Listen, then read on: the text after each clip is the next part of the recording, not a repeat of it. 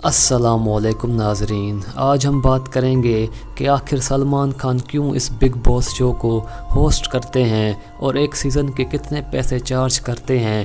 لیکن اس سے پہلے آپ ہمارے اس چینل دنیا عجیب کو سبسکرائب کریں اور بیل آئیکن کو ضرور دبائیں۔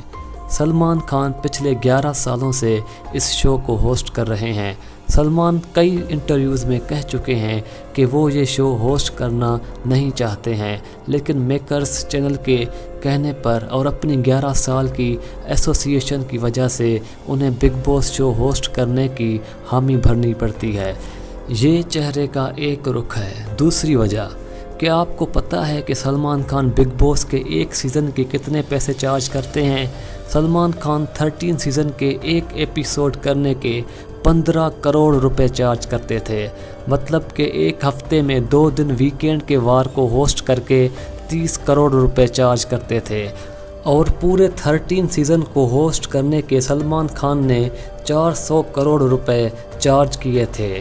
اب آپ خود سوچئے کہ اتنے سارے پیسے ملنے کے بعد بھلا کون منع کر سکتا ہے؟ ویسے بھی اگر دیکھا جائے تو سلمان خان ایک فلم کرنے کے 60 کروڑ روپے چارج کرتے ہیں، مطلب اگر سلمان 7 فلمیں ایک ساتھ کریں اور دوسری طرف صرف بگ باس کا ایک سیزن ہوسٹ کریں تو بات ایک ہی ہوتا ہے۔ مطلب 7 فلموں کے سلمان خان کو 420 کروڑ روپے ملیں گے۔ اسی طرح بگ باس کے ایک سیزن کو ہوسٹ کرنے کے لیے بھی اسے 400 کروڑ روپے دیے جاتے ہیں۔ اور سیزن 14 جو ابھی اکتوبر سے اسٹارٹ ہوا ہے، اس بار سلمان خان نے اپنا ڈیمانڈ بھی بڑھایا ہے۔ اس بار انہیں ایک ایپیسوڈ ہوسٹ کرنے کے 20 کروڑ روپے دیے جاتے ہیں، اور پورے 14 سیزن کو ہوسٹ کرنے کے اس بار سلمان خان کو 480 کروڑ روپے ملیں گے۔